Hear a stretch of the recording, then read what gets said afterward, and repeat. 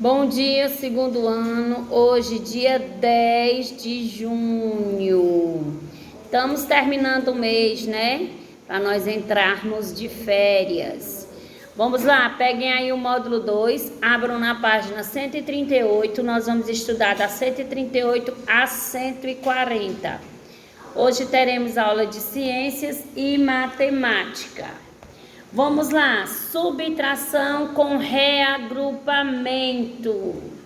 Na última aula, nós estudamos subtração sem reagrupamento, com números envolvendo até 999. Vamos agora estudar com reagrupamento, né? Marcelo e Vanessa estão brincando com um jogo de videogame. Observem a cena. Marcelo 192, Vanessa 223. Qual é a pontuação do Marcelo no momento da cena e a pontuação de Vanessa? 192 Marcelo e 223 Vanessa. Quantos pontos Vanessa fez a mais que Marcelo? Quando surge essa pergunta, gente? Quantos pontos a mais um fez mais que o outro, né? Quantos pontos a mais Vanessa? Quantos pontos Vanessa fez a mais que Marcelo? Quando faz-se essa pergunta, nós já identificamos que essa continha é uma continha de subtração, porque nós queremos descobrir quanto um fez mais que o outro. Então, para que eu possa descobrir, eu tenho que colocar o número maior em cima e o número menor embaixo, e aí eu resolver a subtração. Para determinar a quantidade de pontos que Vanessa fez a mais que Marcelo, calculamos 223 menos 192. Observe algumas maneiras de resolver esse cálculo. Na primeira representação, colocamos 223 cubinhos e placas. Por que nós colocamos assim? Porque para identificar o número maior. Qual é o número maior? 223. E aí nós retiramos o total de pontos que Marcelo fez. Então, dos pontos de Vanessa, nós vamos retirar o total de pontos de Marcelo, que ficou o quê? 223 menos 91 formou 131. Então, Vanessa fez 131 pontos a mais que Marcelo. Decompondo os números, vamos agora decompor esse número. 223 menos 192. O 2 vale 200 e o outro 2 vale 20. E o 3 vale 3. Então, ficou 200 mais 20 mais 3. 192, que é o 100 mais 90 mais 2, que formou o número 123 e 192. Subtraindo esses números, formou o quê? 131, não foi? Formou 131. Depois, nós subtraímos o 223 por 192, que ficou 31. E aí, formou 3 unidades menos 2 unidades é igual a 1 unidade. Subtraímos primeiro as unidades. Depois vamos subtrair as dezenas. 2 menos 9, não se pode. Na subtração não se pode fazer 2 menos 9 tirar 2. Que se eu tenho 2 pontos, eu posso tirar 9? De jeito maneira. Eu vou realizar a continha pedindo emprestado para o vizinho, como mostra aí, ó. Como não se pode subtrair 9 dezenas de 2 dezenas, trocamos uma centena por 10 dezenas e adicionamos as 2 dezenas existentes. ficando com uma centena e 12 dezenas. Assim, subtraímos o 9 menos 12, que vai dar o quê? 3. E, por fim, subtraímos a centena. 1 menos 1, 0, que formou o quê? 31, certo? 31. Ou seja, armando a continha, 2, 3 menos 2 forma 1, e 9 para 12 forma 3, e 1 menos 1, 0. O resto da diferença em que Vanessa teve mais pontos que Marcelo a diferença foi de 31. Então, ela fez 31 pontos a mais. Então, portanto, Vanessa marcou 31 pontos a mais que Marcelo. Agora vamos para a nossa aula de ciências. Abram aí na página 196. Página 196. Vamos iniciar o capítulo novo. Os animais. Falar sobre os animais, certo? Os seres humanos se relacionam com outros animais de diferentes maneiras. Em todas essas relações, devemos respeitar os outros animais e ter alguns cuidados, né? Então, nós devemos cuidar dos animais. Observem aí a cena. Temos o item A, B e C. Você vai copiar no seu caderno e responder. O animal que aparece na imagem com a criança é normalmente criado por ser humano? Você conhece outro animal semelhante a esse, que é parecido? Cite 2 animais que geralmente são criados por ser humano. Quais são os animais que são criados pelos seres humanos? Vamos agora para a página 198. Vamos ficar até a 203. Certo? Diversidade de animais. E aí vamos falar sobre as diversidades de animais. Helena assistiu ao documentário E-Arte em 2007, que apresenta diversos animais encontrados nos mais variados ambientes da Terra. Veja a seguir alguns animais que Helena viu neste documentário. Olha aí o tanto de animais: o urso polar, o pato mandarim, o leão e a leoa, a baleia jubarte. Vamos falar agora sobre o urso polar. O urso polar pode atingir até 3 metros de comprimento e tem um corpo coberto por pelo.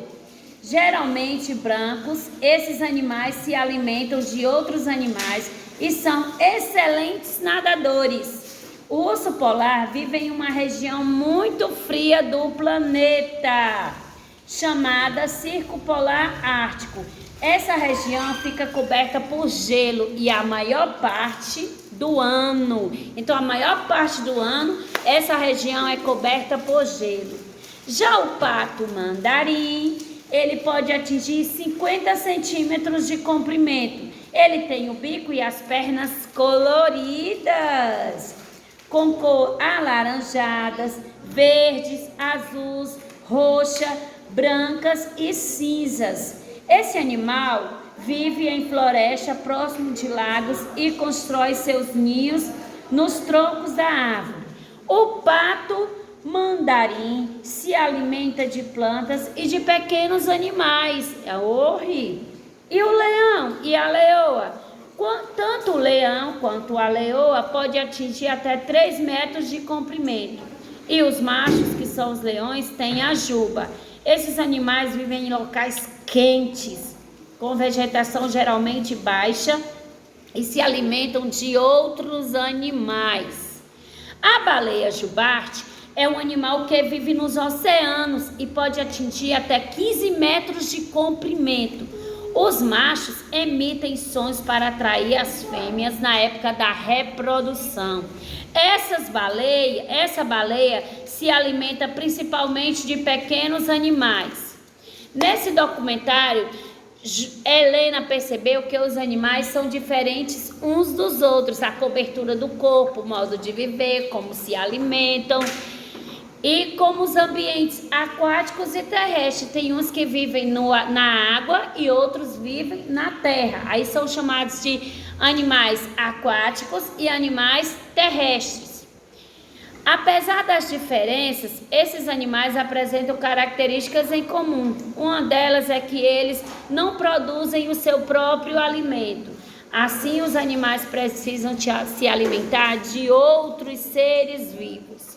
Citem aí as principais diferenças no corpo de alguns dos animais que a Helena viu. O urso polar ártico e o leão, eles têm o corpo coberto por pelo. Já o pato tem um corpo coberto por pena. E a baleia é pele e escamas, não é isso? Na página 200, vamos continuar falando sobre esses animaizinhos. Os animais também interagem com o ambiente em que se encontram.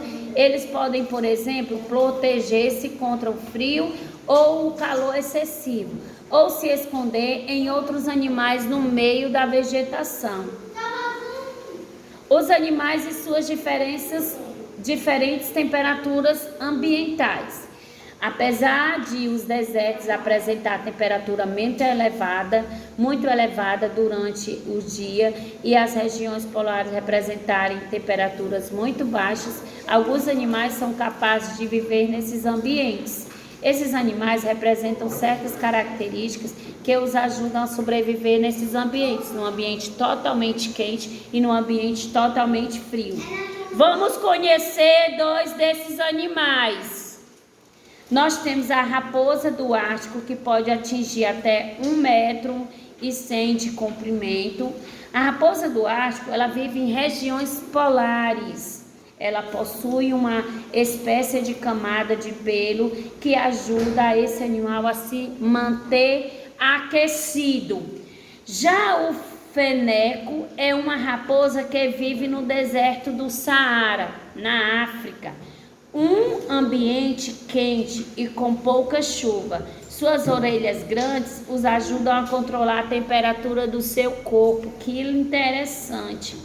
Além disso, o feneco pode ficar longos períodos sem beber água, obtendo a água que precisa, principalmente nos alimentos, dos alimentos. Ele absorve a água que está dos alimentos. Ele pode ficar muito tempo sem beber água, que ele não fica dodói, É o tal do feneco.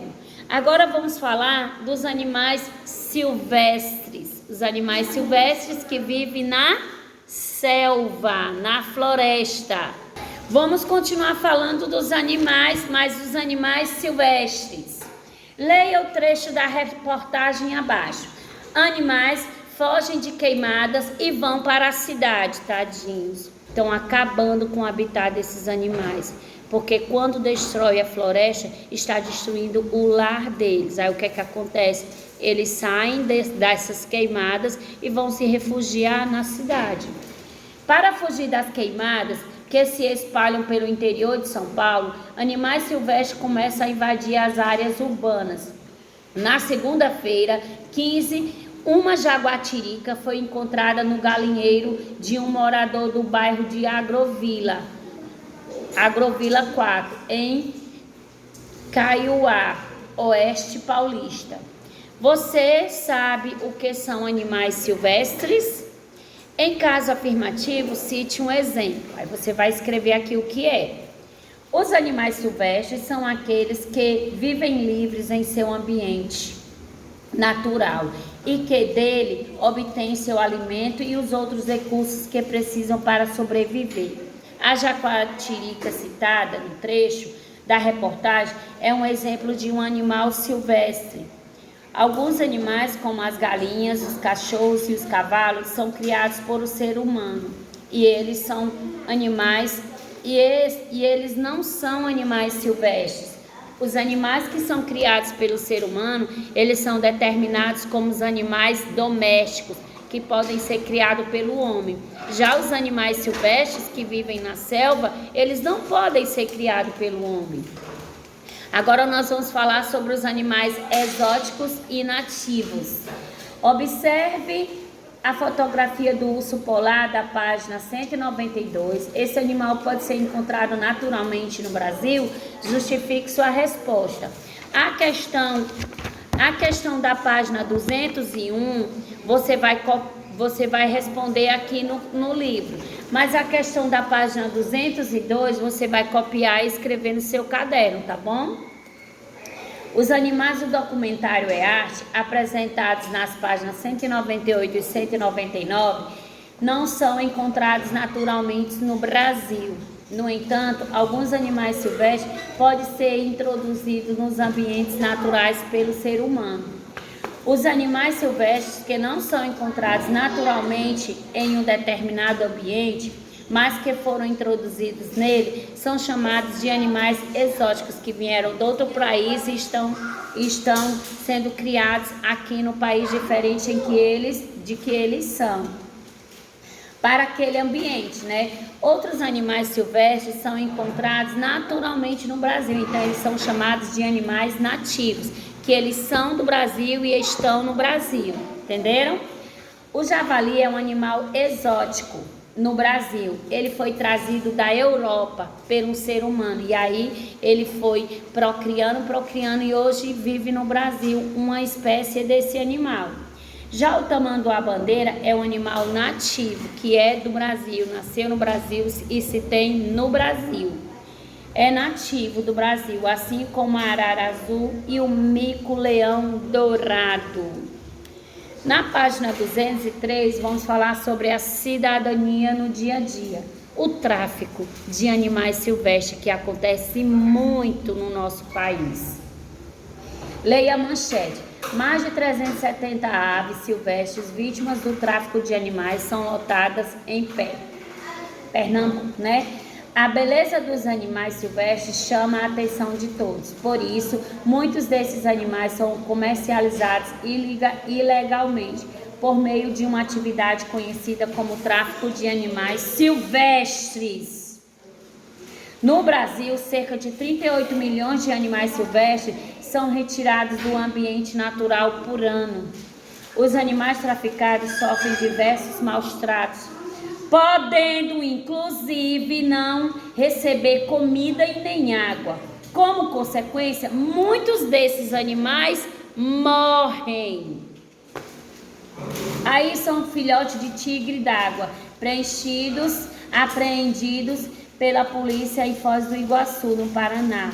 Esses filhotes estavam sendo transportados no interior de sacos plásticos, escondidos em um automóvel. Meu Deus, que maldade! Acredita-se que cada 10 animais retirados do seu ambiente natural, somente um deles chega vivo ao seu destino. Que tristeza! E essa é uma triste realidade do tráfico de animais silvestres, que reduz a diversidade de animais nos ambientes naturais, vão se diminuindo, né? O tráfico de animais silvestres é crime. Quem compra um animal silvestre também é responsável por essa atividade contra a vida dos animais. Admire a beleza dos animais livres em seus ambientes naturais, sem precisar contrabandear. Valorize a vida silvestre, não participando do tráfico de um animal, porque quem compra é o mesmo traficante. Então a gente não deve comprar. E se nós tivermos consciência com relação ao tráfico de animais, a gente tem que denunciar, certo, gente? E aqui nós encerramos nossa aula de hoje. Vocês irão fazer essa questão aqui no seu caderno, tá bom? Ó, como a pessoa que compra um animal silvestre contribui com o tráfico desse animal? Copiem no caderno e respondam no caderno. Beijo e até a próxima.